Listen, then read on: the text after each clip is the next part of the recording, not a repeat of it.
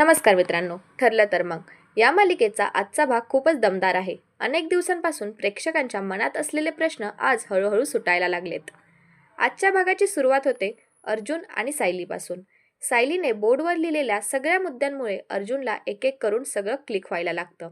22 वर्षापूर्वीचा अपघात, प्रतिमा आत्याची fake dead body, DNA रिपोर्टमधील घोटाळा, तपास करणारा पोलीस आणि महिपत, तन्वी, नागराज, प्रिया यांचा सहभाग.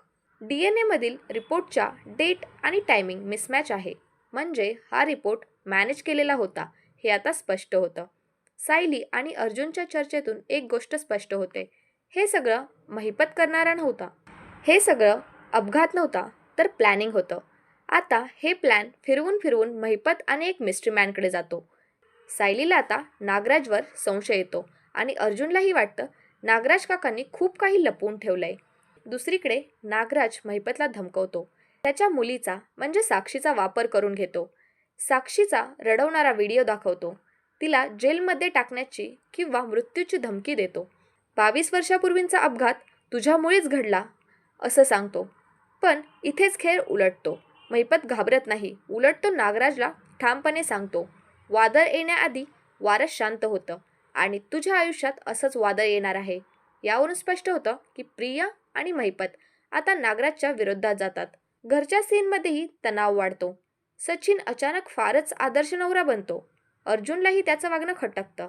बाहेर नेऊन अर्जुन सचिनला थेट धमकी देतो. अर्जुन स्पष्ट सांगतो, तू पुन्हा चुकलास तर गाठ माझ्याशी आहे. प्रेक्षकांनो, सचिन खरंच बदलेल का, की हे फक्त नाटक आहे?